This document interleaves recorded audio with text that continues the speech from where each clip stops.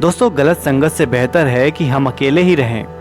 बुरी संगत से किसी का भी जीवन बर्बाद हो सकता है। संगत का हमारे जीवन पर बहुत ही गहरा असर होता है। दोस्तों, संगत अच्छी होगी तो हमारे विचार भी सकारात्मक रहेंगे और मुश्किल समय में भी निराशा से बचे रहेंगे। आपके लिए लेकर के आया हूँ एक छोटी सी कहानी।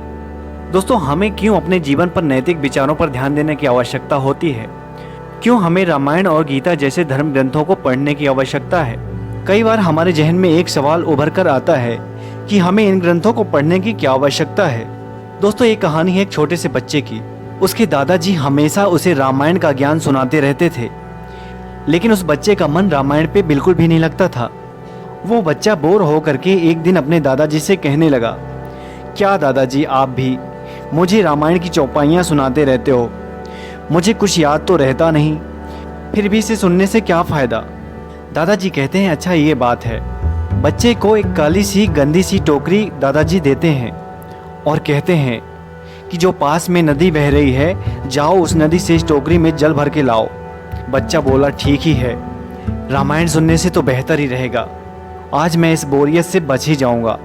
बच्चा टोकरी को लेकर के नदी के पास गया और जल भरने लगा। जैसे ही जल भर करके बच्चे ने टोकरी ऊपर उठाया, सारा जल नदी में फिर से बह गया। बच्चा अचंभित हुआ। उसने फिर से प्रयास किया, फिर से नदी में टोकरी को डुबोया और फिर से जल भरने की कोशिश किया, लेकिन फिर से टोकरी में वही हाल हुआ। टोकरी में एक भी जल नहीं बचा। उसने सोचा, मैं थोड़ा जल्दी करूंगा, हो सकता है मुझे समय लग रहा है, इसलिए जल नीचे गिर जा रहा है। बच्चे ने फिर से फुर्ती दिखाई और फिर से जल भरा उस टोकरी में, लेकिन फिर से जल नीचे गिर गया। बच्चा परेशान हो गया। बच्चे ने कहा, इस टोकरी में जल भरने से तो अच्छा है मैं दादाजी की रामायण ही सुन लेता। बच्चा भागते हुए आता है दादाजी के पास और कहता है, दादाजी, आपने भी मुझे क्या काम दे दिया है? इस टोकरी में जल कैसे भरूंगा? इस टोकरी में तो जल भरा ही नहीं जा रहा, सारा जल उसी नदी में ही गिर जा रहा है। दादाजी उस बच्चे से कहने लगे, बेटे, तुम इस टोकरी को ध्यान से देखो। ये वो टोकरी अब नहीं रही जो तुम यहाँ से लेकर गए थे। ये टोकरी अब पूरी तरह से साफ हो चुकी है, जो पहले काली सी गंदी सी थी। दादाजी उस बच्चे को समझाने का प्रयास कर रहे थे।